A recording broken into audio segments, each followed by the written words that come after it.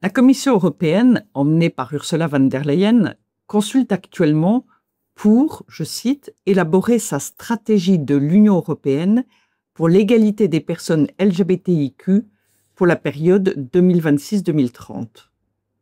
Cette stratégie, qui prétend défendre l'égalité, vise en réalité, comme l'expérience le montre, à promouvoir et à faire avancer des revendications communautaristes et idéologiques.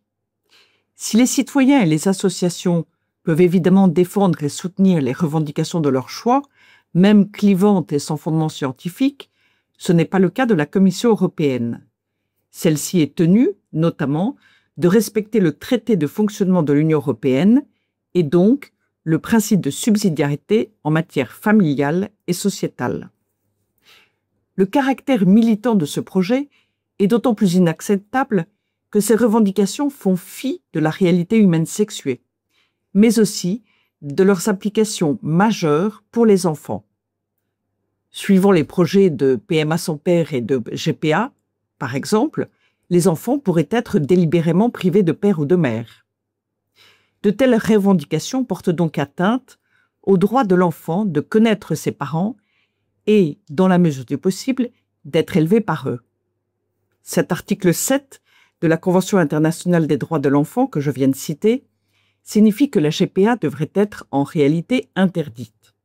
Ainsi, le soutien apporté par la Commission européenne aux associations LGBTIQ est une aberration juridique. Avec le syndicat de la famille, je dénonce les objectifs de cette stratégie parce qu'ils sont également d'intégrer l'idéologie du genre et l'agenda LGBT dans toutes les politiques publiques, notamment éducatives.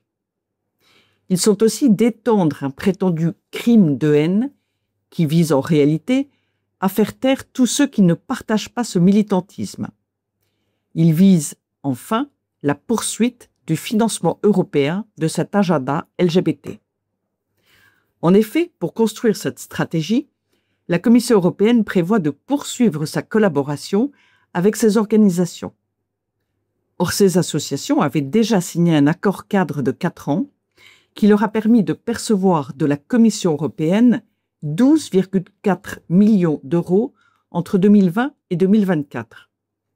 Avec ce nouveau plan, il s'agit donc également de leur refaire un chèque pour continuer à militer. Le système consiste ainsi à financer des associations pour qu'elles alimentent la Commission européenne en projets militants qui seront ensuite mis en œuvre par la dite Commission. Un projet politique de cette nature n'est possible que si les habitants de l'Union européenne laissent faire sans rien dire.